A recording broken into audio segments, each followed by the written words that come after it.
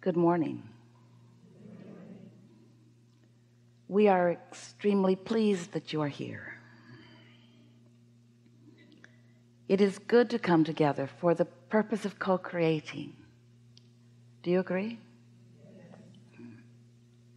Do you believe that you know what you are asking for, what you're wanting? Sort of. This is a more important question. Do you believe that you are in the vibrational vicinity of your own desire? That's the most important thing, isn't it? Because when you are in the vibrational vicinity, then that means there's no contradictory energy, because the vibration of your desire and the vibration of your belief are in the same place, and so nothing is slowing it down. So then you are experiencing a steady, comfortable, even exciting, certainly satisfying unfolding. And that really is what life is. Life causes you to identify your desires, and then by virtue of the vibration of that desire, you begin attracting the components to you.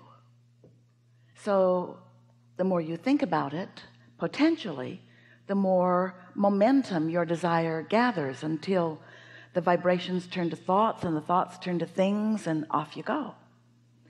But if you are offering contradictory thoughts, such as, I want that, but I don't believe it, or I want that, but it hasn't happened yet, then you don't allow momentum to gather.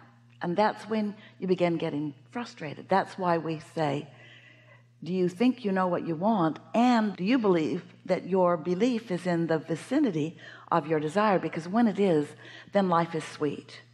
But if you don't believe what you want, then life isn't as much fun, is it?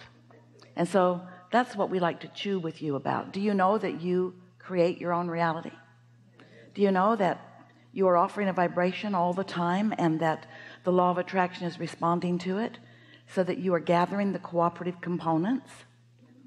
But there's a better way of explaining it, and we're just going to do it briefly, and then we're going to get right into the specifics of what you want to talk about. When your life causes you to ask for something, it doesn't even have to be something that you can articulate. It just has to be something that you know you want. When life causes you to know what you don't want, in that same moment life causes you to know what you do want, and other way around too. So when you know what you want, you emanate a vibration, and that vibration begins the attraction process. But there's a part of this that we think is really worthwhile emphasizing with you, and that is, you launch your rocket, and the non-physical part of you, who remains non-physically focused, it's the soul or source of you, your inner being is what we call that part of you, follows that rocket, focuses on it with no detraction or deviation from it, and holds the vibrational frequency of it. So the attraction toward your desire really is primarily happening because you gave it birth, because life helped you to do that, and then your inner being held steady on the subject of your desire. So all unseen and seen cooperative components are drawn to that desire that you gave birth to, that your inner being is tending to. All of the cooperative components are coming to it. It's just what the nature of this universe is. It's what law of attraction does. But the question that we really want to put to you, we want you to think about this all day, every day. Are you, in your physical human form, one of the cooperative components to your own desire? And the answer to that is usually no. The answer to that is usually, especially in the beginning, no, because I want it, because I don't want this, and what I don't want is more active in my vibration. So when you give birth to most desires, you're not a vibrational match to your desire, but your inner being is.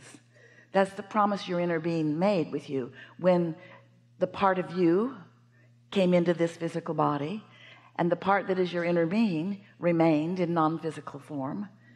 You said to each other, you said, I'll go stir it up and I'll come up with new ideas. And your inner being says, and I'll hold steady to every new desire that you give birth to until you find a way of being a vibrational match to it. And you said, that won't be any problem whatsoever, because it will feel good when I think about what I want, and it will feel bad when I think in opposition. And so we all shook hands and off you went, and you have not been keeping your promise very well. Oh, you're keeping a lot of it. You're stirring it up, and you're living the contrast, and you're giving birth to lots of desires.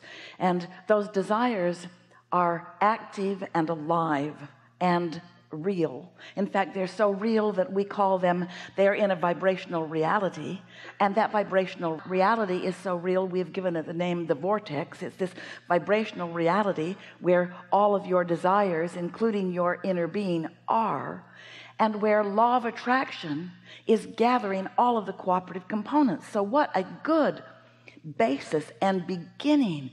What a big thing your creations are, whether you come along for the ride or not. And when you're coming along for the ride, or even turned in the direction of your desires, you feel wonderful. And when you're not so good. And that really is how creation is.